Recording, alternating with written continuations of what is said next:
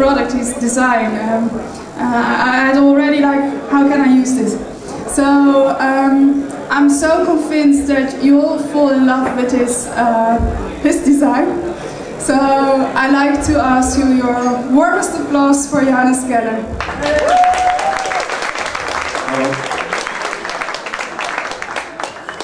So I'm Ianus Keller. I'm going to be talking about, I'm the scientist in the room right now. I'm going to be talking about the research that I did at the TU Delft Faculty of Design. And the work is about, I'm also going to be talking about tools for inspiration and specifically about Cabinet, and that's the tool I designed for my PhD work. Here you can see the Cabinet in action. The idea is that I was wondering, how do designers use visual material in the design process? And this tool, oh, that's my website, by the way. This tool helps you to organize your visual material during the conceptual phase of design. Now, furthermore, I'm going to talk about tools in general. That's the latter part. But here you can see the cabinet. It is a physical artifact. It's like a cabinet of curiosities, where designers can put their stuff into that they use for collages or for mood boards or stuff like that. The idea is that we wanted to make the transition from physical to digital easier by making digital material very physical, by allowing you to really work with images, make stacks, open stacks, group images in stacks, so that you can really make you can really visually work with your visual material and not use words and stuff like that.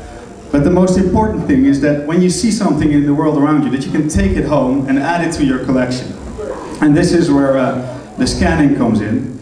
Anything that you have, you can put on the table, and when you press the blue button, a photograph is taken from above, and a digital residue of the original is still in place. That means that the transition from physical to digital is very fluid.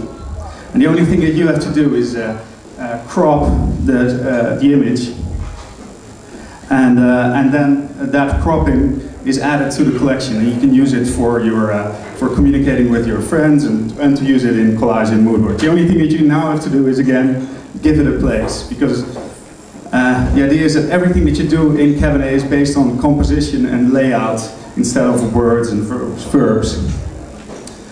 Well, this research came from observations that we had in the field, where we saw that on the other hand, on one hand you have real physical material. It's normally put near the printer and it's added with sticky notes. And on the other hand you have a computer which is very goal-oriented and very verbal, and scanners are never used because you put books on them.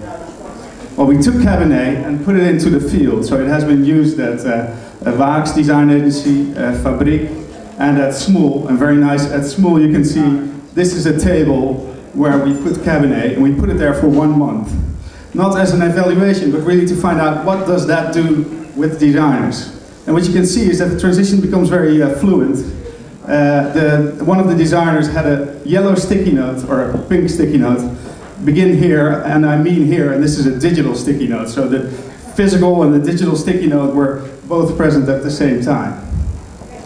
So, well, what's the end reward?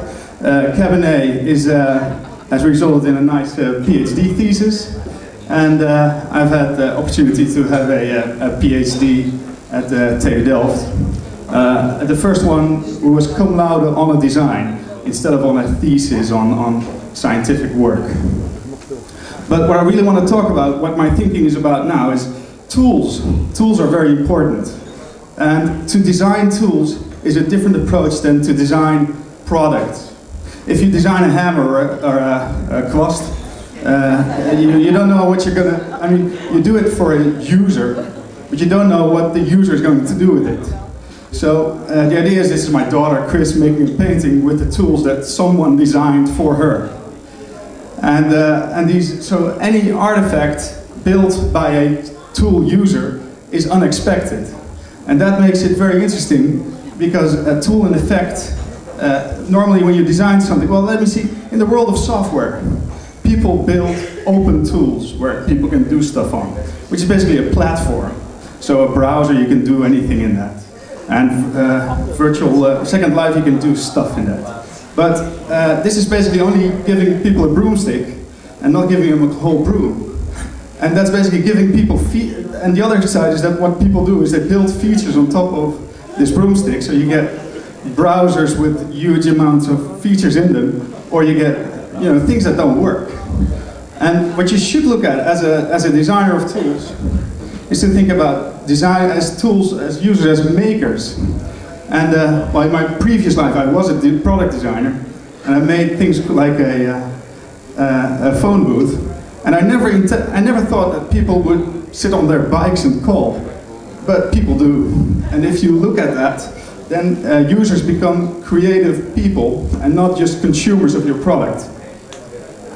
In my research and in other research, there's currently a popular stream that is called co-design, co-creation, or participatory design, where it is a design method where you let consumers make products in a way to inform you about what you should make as a product designer. But what's more interesting is, if you look at what people do with your products, you can find that there's very much creative use. And this is in transportation, of course, but also my son using a prosthesis of another guy, and using a mouse and stuff for Christmas decoration. This hacking is a form of creative use. So the main message here is, if you look at products from the tool perspective, then you can see users, not as users, but as makers, as people who add value to your product. And then these hacks, these creative uses, give you more value. And this is an approach that you should really sort of use in your product design. And we used it in our own products. So this is Cabernet being used to multiply cake. And here you can see one of my colleagues using material light to put up a Halloween costume. But finally, so the most creative hack is magic. And the idea is that if you are very good with a tool, then it becomes magical. You've all had that. If you've seen somebody use a paintbrush in a certain way, it really becomes like magic. And this is Cabernet in a magical way. So that's it.